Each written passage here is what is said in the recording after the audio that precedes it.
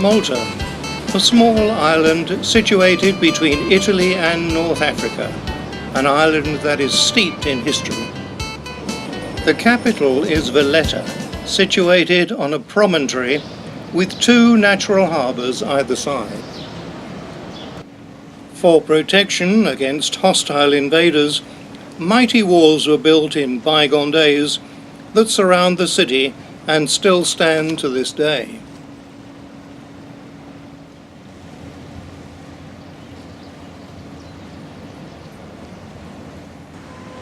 This is Marsamexit Harbour on the northern side of Valetta, with Manoel Island in the middle, which is equally protected by mighty walls. Pleasure boats and ferries continually crisscross the harbour.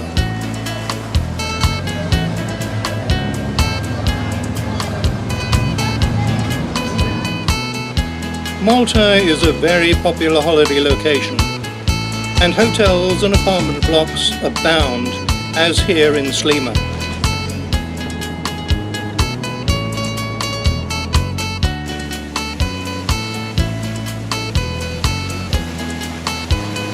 The clear blue waters of the Mediterranean Sea quietly lap the shores and provide ideal places for a swim,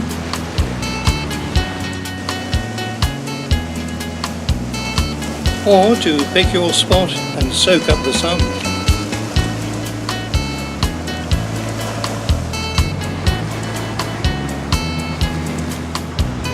Another craft sails towards Valetta and is probably going out into the Mediterranean Sea.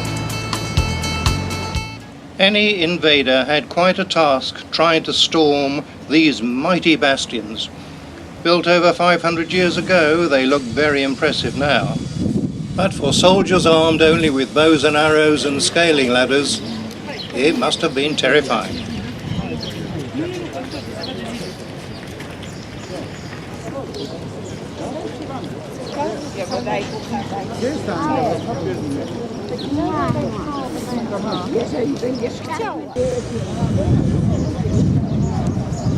The main massively fortified gate was positioned just here. Further up the coast from Valetta is St. Julian's. The large hotel in the background is the Le Méridien, which overlooks Balluta Bay. This is where I stayed during my stay. It is a top-class hotel, each room having a balcony overlooking the bay. I took some film of the inside during a rare quiet period, the entrance hall, the spacious reception area, and a comfortable lounge. The rooms are very comfortable and lead out to a balcony and the fabulous view over Balluta Bay.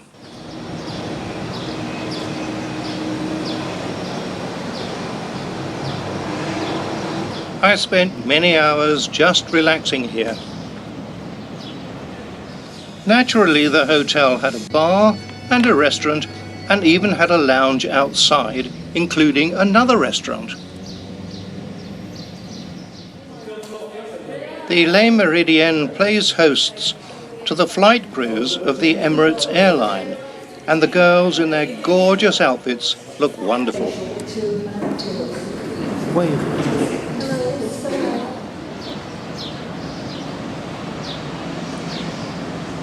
Enjoying the view again and all the activity from the balcony. The church on the right has a curious name. It is the Church of the Lady of Mount Carmel.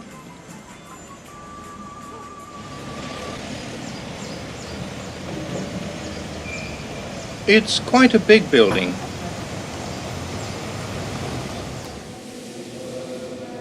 Inside, the attractive stained glass windows and side chapels are always interesting to see.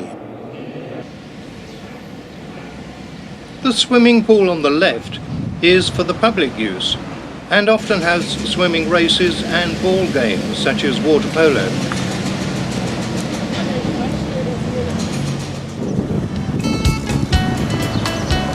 Moving round Balluta Bay, with the church opposite, and with the never-ending noise of the traffic as a constant companion, the adjoining section of the water comes into view.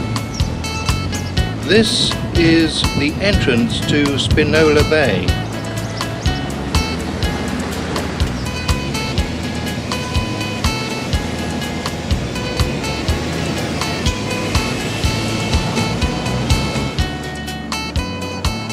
What a great place for a quick snack.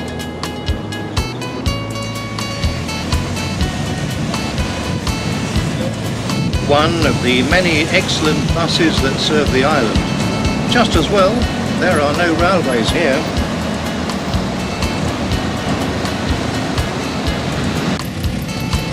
Further on into Spinola Bay, restaurants, cafes and apartment blocks come into view.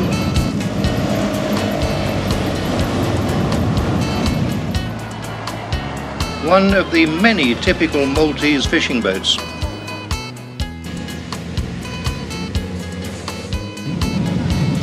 The road follows the curve of the bay, and it is always busy. Today was no exception, as motorists were sounding their horns in frustration at the slowness of the yellow lorry in front. What they could not see was a traditional horse-drawn carriage in front of the lorry, with the horse trotting happily along, totally unconcerned. The cafes and restaurants here are very well frequented throughout the day and the night. To sit here and enjoy the scenery over a meal and a drink is favoured. Back to Valetta, there is always a constant stream of people leaving or entering the city. The first building you see is this impressive modern structure, which is the new Parliament building for Malta and is at the top of Republic Street. Moving on down with shops and cafes on either side, some of the old-style Maltese buildings can be seen, reminding one of how it used to be.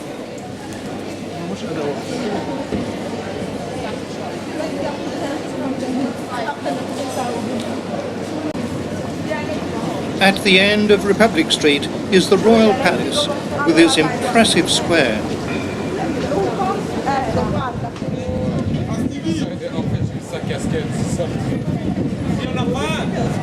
Today, the President of the Ukraine was making an official visit. Outside, a scene so typical of our own Buckingham Palace. Two armed sentries go through their routine.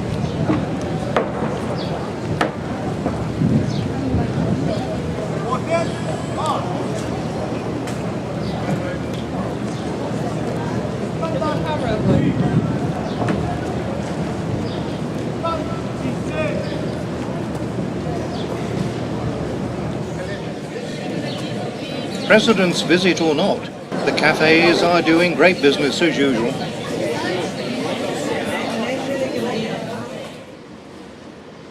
Inland from St. Julians, and approximately in the middle of Malta, is the town of Mosta. Mosta is famous for its great church, known as the Rotunda. It was modelled on the 2,000-year-old Pantheon in Rome and was opened in 1860. It was built to a circular design with both front and rear porches.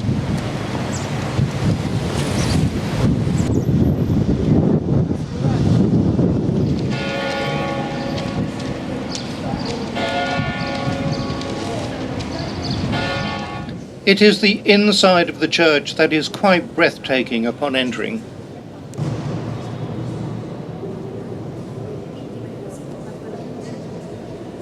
Surrounded by arches, the eye is drawn to the spectacular dome above.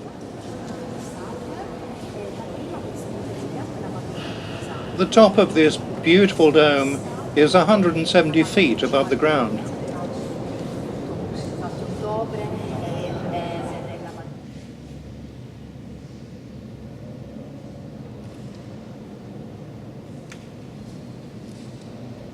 Between each of the arches are paintings depicting religious stories.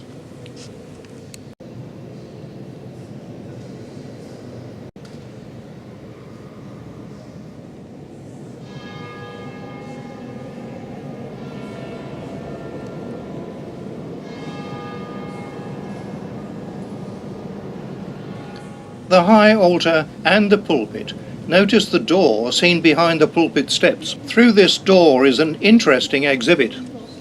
This photo of the dome shows a black round hole near the top. In April 1942, during an air raid, a German bomb came through the dome, but amazingly it did not explode. Here, RAF personnel stand by the bomb after it had been defused. This is a replica of the bomb and rests at the foot of a plaque with the name Miracle Bomb. Divine intervention?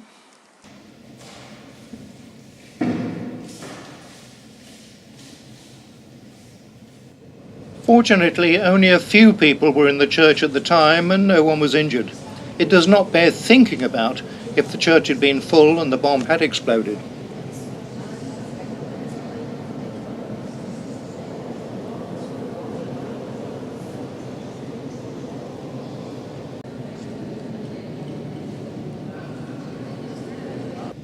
Taking a last look at the inside of this interesting church, it was time to leave after a most enjoyable visit.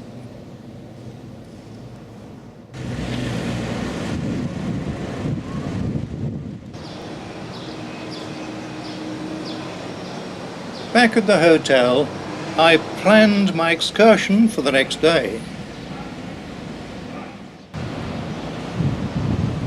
Boarding a bus, I set out to go to Quara, further up the coast. It is in Quara that a very interesting museum is located. It is the Classic Car Museum. Outside stands a beautiful Type 51 Bugatti in full road trim. Upon entering, it is soon apparent that this is a top-class museum. It is well laid out, air-conditioned, spotlessly clean, with cars immaculately presented. There are many cars from both England and Italy, in addition to some interesting tableaus.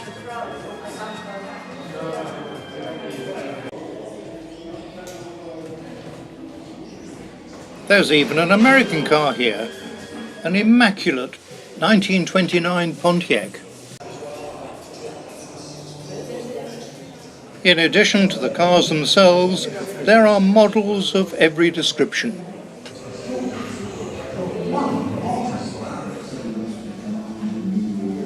Including this delightful tableau of a boat, an old man, a dog, and of course a beautiful young girl.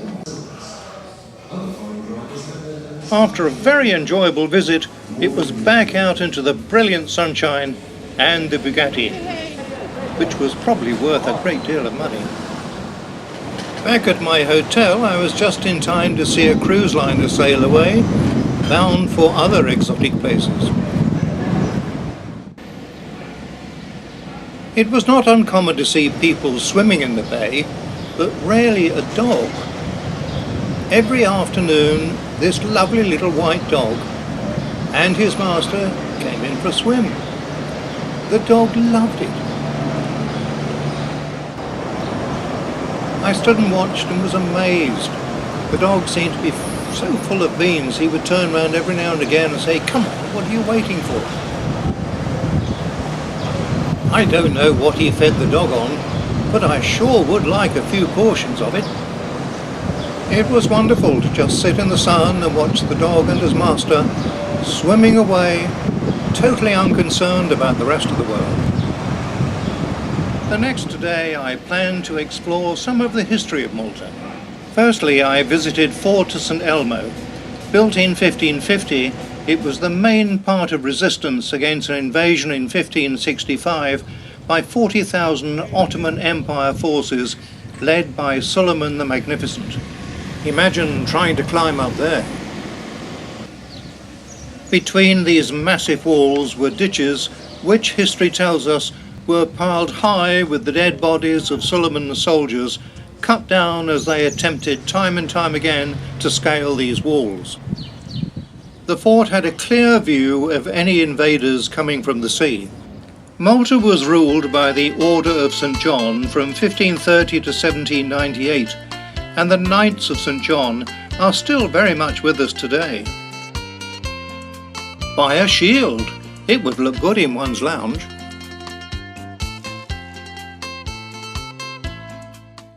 Fort St. Elmo is now home to the National War Museum of Malta. During World War II, Malta came under air attack by both German and Italian planes. Malta, under British rule, was in the way of the German war machine. Supplies to Rommel's Afrika Korps had to cross the Mediterranean Sea, and ships and planes from Malta did their best to stop them. Hitler ordered that the island be bombed into submission. The Second Great Siege of Malta cost thousands of lives, as the island became the most bombed place on earth. Malta was attacked every day through the daylight hours, and gun crews and fighter planes trying to keep the Germans away were running both short of fuel and of food. Malta was in a very critical condition. Much of Valetta was reduced to rubble. People lived in shelters or caves, coming out only between raids or at night time.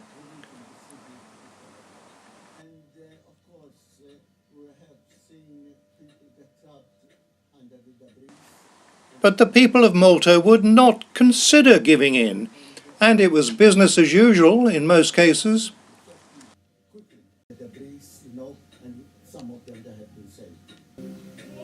Malta's beautiful opera house was reduced to rubble.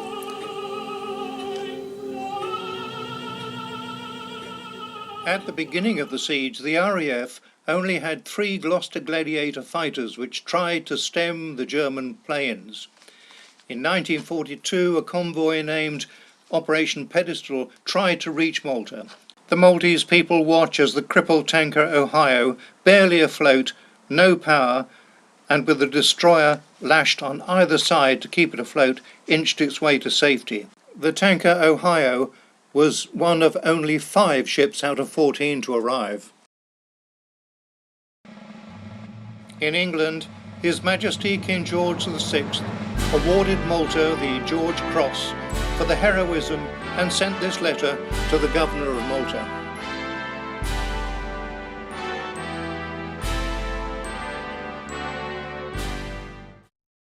Those 3 biplanes became known as Faith, Hope and Charity. Amazingly, one survived. This is Faith and is in the War Museum. Its wings have been removed because of lack of space. Outside, the traditional pony and traps wait patiently. Yes, all right. The driver's always on the lookout for custom. If you're prepared to pay the price, you can go all the way into the centre of Valetta in one of these. The quiet waters of the Grand Harbour were full of Royal Naval ships during the war. Opposite to Fort St. Elmo is Fort St. Angelo, also guarding the entrance. This fort also played a major part in the Great Siege of 1565. Situated just along from Fort St. Elmo is the War Memorial to all who lost their lives during the Second Great Siege of Malta.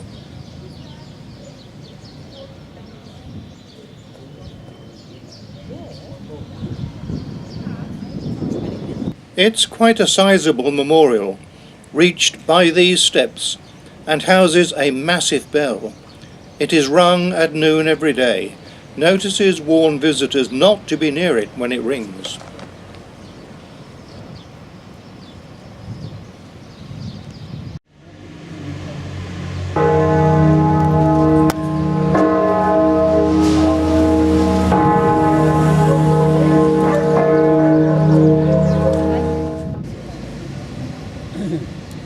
A few ships have now arrived in the Grand Harbour, including one of the many cruise liners.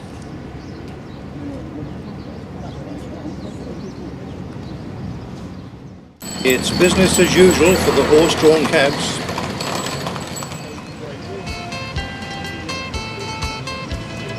Back in Valetta, there are gardens and other memorials to the loss of life during those terrible years.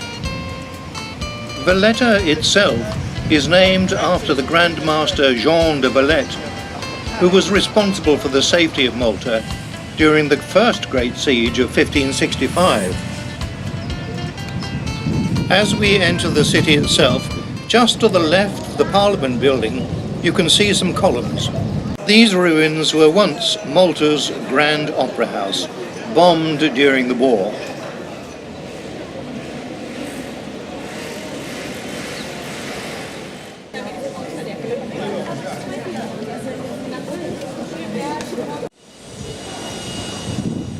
Up these steps, elegantly gowned ladies and their evening attired partners went to enjoy an evening at the opera.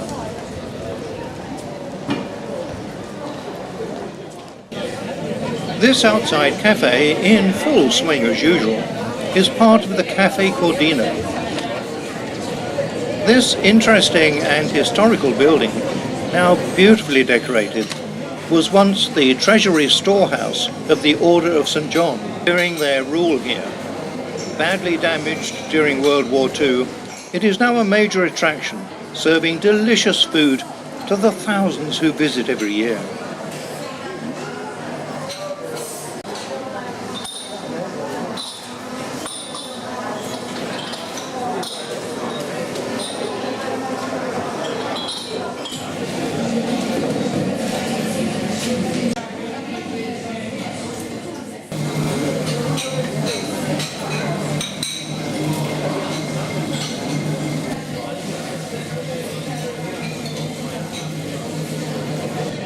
After having had a delectable lunch here, I made for the Royal Palace, where a crowd was gathering. I soon found out what was going on and was treated to the sight of the Maltese Army Band about to undertake a march past. It was all part of the ceremonial visit of the President of Ukraine. I could not have timed it better.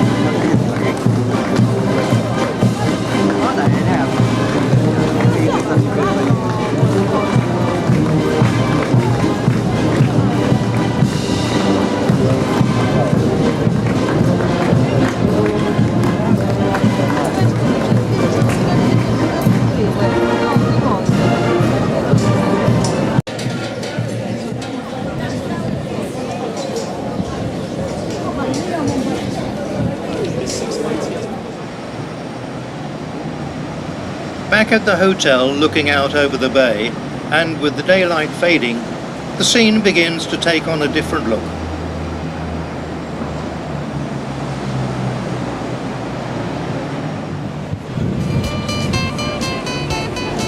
At the end of Spinola Bay, the nightlife is well underway now. The cafes are filling up as holidaymakers begin to enjoy their evening meal.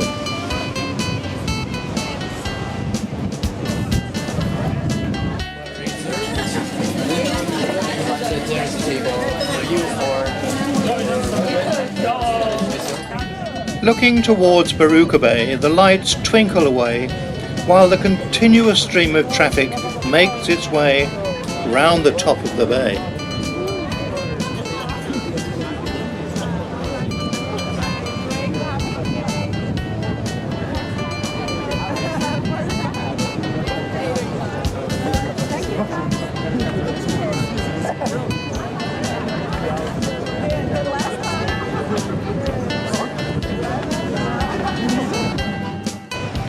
Balluta Bay is now totally transformed as night takes effect. I had had a really enjoyable stay in Malta, but it was time to return home. There's a lot more to do and see here, so I'm sure I'll return.